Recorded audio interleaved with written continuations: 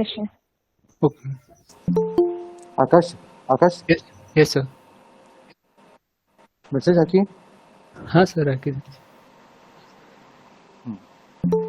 Start मत okay sir क्या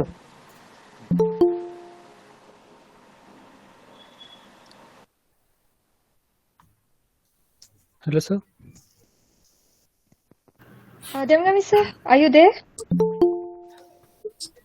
ಇಲ್ರಿ ನೀವು ಇದು ಮಾಡ್ರಿ, ನಂದು AICT ಮೀಟಿಂಗ್ ನಡೆದಿತ್ತಿಲ್ಲಿ, ನಾ ಅಲ್ಲಿ ಅದು ಡಬಲ್ ಇದ್ರಾಗೈತಿ, ಸುಮ್ನೆ ನೋಡಕ್ ಇದು ಮಾಡಿದ್ನಿ. Please continue. Okay sir. Okay. Okay. Okay. Okay sir. Thank you. Shruti madam, Yes sir. let us wait for 10 more minutes, Okay sir. Sure. then we can start.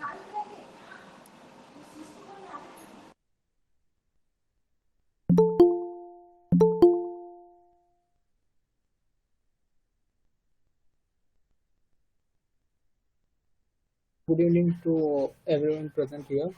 With warm greetings, it gives me a great pleasure to extend my warm welcome on behalf of College and Institution Innovation 3.0. On this auspicious occasion, I would like to welcome you all for the webinar on Lean Startup for Social Changes organized under BEC-IIC 3.0.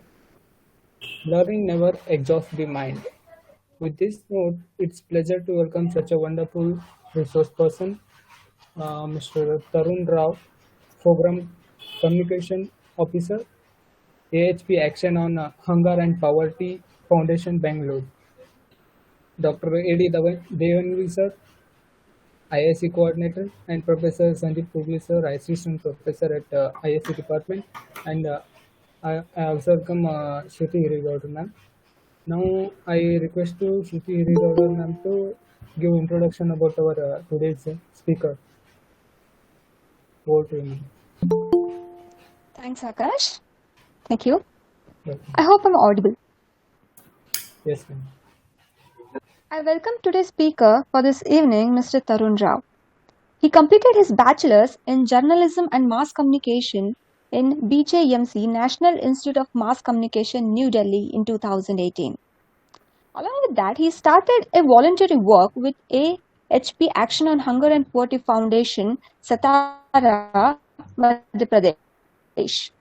Later, he joined in Digital Bazaar as a content writer in February 2018. He took his next career step in August 2018 as a technical writer in Greek Assure Technologies, Gurgaon, Haryana. In 2019, he started working as a pre-sales consultant at Clearbase Consulting, Mumbai. Currently, he is working as a program communications officer with AHP Action on Hunger and Poverty Foundation, Bangalore. Also, he is a sole proprietor of AHP's business initiative, Harvest of Hopes. Apart from this, he is an excellent networking, proofreading, web content writer, and also a public speaker. It's our pleasure to have you with us, sir. Now, not taking much time, I hand over this platform to you. Over to you, sir. Thank you very much for the introduction, ma'am. So yeah, as ma'am rightly said, my name is Tarun Rao, and right now I'm just here to talk to you about startup and social change, and exactly what it is that I do in my startup, which is Harvest of Hope. Okay, so let me start by presenting my screen. I hope it's visible. Can you guys see it? Can someone confirm? Okay, so yeah. Yes, sir. So the first thing. Yes sir. Okay. Thank you. So the first thing I want to start with is the history. So I know that all of you are in engineering college and engineering students, and if you guys wanted a history lesson, you wouldn't have been here. But I promise that whatever I'm going to say is very relevant, of course. So, what is a startup? The dictionary definition of a startup is what is on your screen: a temporary organization in search for scalable, repeatable, and a profitable business model. any prospective entrepreneur who wants to form a business will begin with a startup. Basically, what this means is that they're newly formed companies who rapidly research the market and they try to grow and generate profits as quickly as possible. Now, Startup for Social Change is a company who basically works along the same lines, but instead of purely maximizing profit, they aim to create a social impact. Their business model can revolve around creating profits, while at the same time, the end goal of their venture is to achieve social benefits. And our country does not lack any potential when it comes to for startups. Our youth is very innovative and we have the methods to develop our economy and transform our society. The most important thing here is having real world experience. So when you have real programming knowledge, coding knowledge, and they wanted to open a new company, their only aspiration in life was to create a hit game. They didn't have any background, nothing of that sort. All they wanted to do was create a game that people enjoyed. And it took them a long time. They worked for 5 years before coming up with the concept of Angry Birds. 5 whole years where they came out with 51 different gaming applications. And those 5 years weren't easy for them. They lost many potential investors. They ate up all their funds and they basically became bankrupt. And that's when the breakthrough happened for them. They made the best decision of their life. Instead of thinking about what games that the public wanted, they started looking at the market. They started studying trends. They were pitching ideas to each other, and they noticed that the biggest piece of technology of that decade dropped in 2009, which was the iPhone, of course. So they realized that when they created the product, they could ride on the backs of the release of the iPhone. What they meant, they knew that if the iPhone performed well commercially, then so would their product. And that's why they released their game, their 50-second game on the market. And of course, the rest is history. You guys know it's a huge game, it's a hit. And they never looked back since then. Okay, so the next thing is what I feel are the key factors to success. I think I did a lot of research for this, and I have a few points here, and I'm sure there are a lot more points, but I think, at least from my personal experience, these are what are important. So the first thing is to have a team. You need to make sure that your team is united in their vision. If 10% of your user base loves you more than what people had been used to, because in America, the main ways for to watch visual content at that time was either to rent it from Blockbuster, which you had to walk to, or you could go to a movie theater. And the third option was to rely on cable TV. So the thing about cable TV is that it never gave you the option. You never get to choose what you watch. And that's what the difference in Netflix's approach was. They decided that they would rent you movies and you could return it for a week. And you could have it for a week and then they could return it. They recognized that people needed a different way to watch what they wanted from home without relying entirely on cable TV. As the years progressed, Netflix also changed their approach. The second thing they did was a subscription model with no return policy. So instead of renting individual DVDs, you could subscribe to their service and then rent as many DVDs as you wanted in that time frame.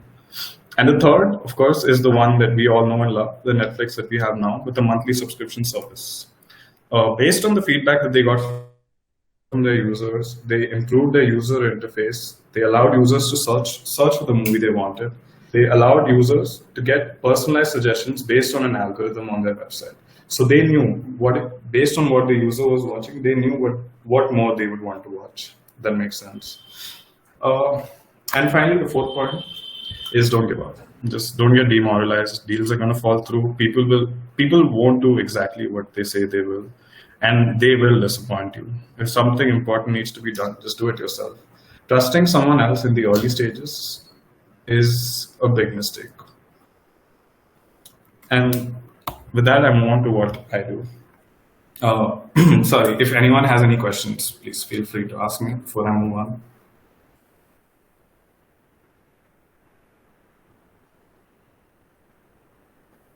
Hello, can you guys hear me? Hello. I work as ma'am already informed you. I work as program communications officer for AHP Foundation. So here we have a business initiative, a livelihood initiative for the villagers of the Javadu Hills, known as Harvest of Hope. So it is also a kind of social startup known as a social business. Um, if you want a complicated definition, is basically I'm trying to create a self-sustaining financial model where my aim is to reinvest the profits to further itself for the benefit of these tribes people. So to put it simply, what I mean is that we used to work among the tribes people of Nekna Malay and the Javadu Hills in general. This is a hill range in Tamil Nadu, and our first intervention there was when COVID-19 had just hit. We provided them with dry ration food for 3 months, and we spoke to government officials and tried to get them other facilities. So when we were working with them, we noticed that they had a few problems of their own, obviously, more than what we could do for them during that more than what we could provide for them during that time. So the first is that they have no reliable method of long-term sustenance. Most of them, whatever they are, they spend that very day or that very week in order to sustain themselves. The next thing is that since they're an agricultural tribes people, they can only do seasonal farming. This means that during the off season, they're forced to migrate to cities, nearby cities like Bangalore, Chennai, and other places in and around Tamil Nadu to look for jobs, basically menial jobs like construction workers, laborers, and coolies. So this had a huge impact at their families back. On their families back at home, where most of the children and the old people would just be left behind with no way to actually sustain themselves properly. And even when they are at home and they are farming and they are reaping their produce, they aren't able to sell it in a very reliable manner. They have to propel it through middlemen who give them very bad margins for their product. So basically, they're getting exploited and cheated through these people. So that's where Harvest of Hope comes in. We started a business initiative there, where our main aim, is to bring about a change in their society and their means of livelihood by procuring their product, which is little millet. That is the main crop that they grow around their area. So we aim to procure this product and then sell it for them, promote their product for them, not only giving them visibility, but also providing them a way to sustain their livelihood during the agricultural off-season. So here you can see what I'm talking about. We improve their means of sustenance by removing middlemen completely from the equation. We can do this by procuring it from them and directly linking them to potential buyers of their product. When we remove the middleman from the equation, we also make sure that the sales margin on their crop is much higher. And when their sales margin is higher, they have more savings. And more savings means that they would be discouraged to migrate, since they wouldn't have the need for that extra money during the off season. This will not only keep their families together, but also it would improve their livelihood substantially. So this is just background information on the tribe, which is the Malayali tribe, which directly translates to hill people in Tamil.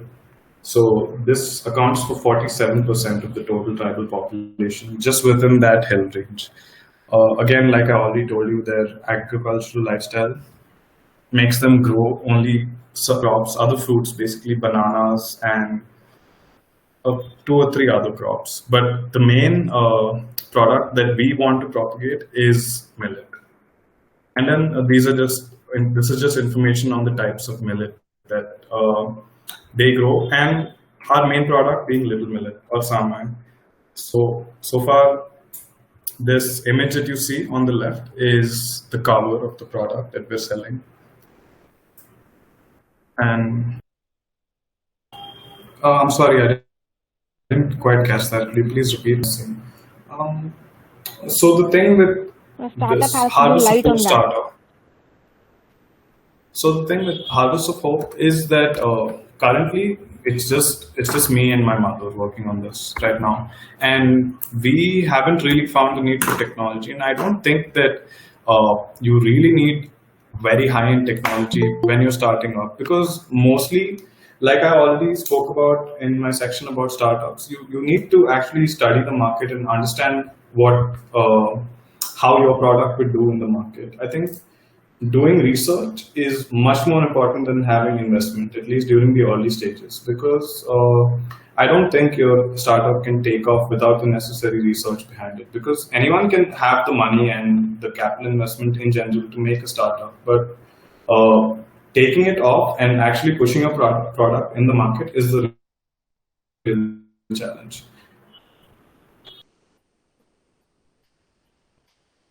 Yes, please go ahead. Okay, thank you, sir, for your valuable words about startup for social changes, and very thankful for spending your valuable time with us and sharing your thoughts on startup. Now I request Soumya Rajput to give a vote of thanks. Thank you, Akash. Am I audible? Yes. Yes, Soumya. Good evening, everyone. It makes me pleasure to present a vote of thanks for today's webinar. I would like to express my gratitude to all esteemed delegates of the webinar for their presence and contribution to make this webinar a great success. I extend my thanks to speaker Mr. Tarun Rao to take out time to grace the event and enlightening us with their knowledge. Thank you, sir. I would also like to thank our IIC coordinator, Dr. Anil Devangavi sir, for supporting us. And I would also like to thank Professor Sandeep Kugali sir, IIC department, and Professor Prashant Madanavar sir for being part of this webinar. And by thanking Shruti ma'am and all IIC members, I extend my thanks to all the participants for making this webinar successful. Thank you all.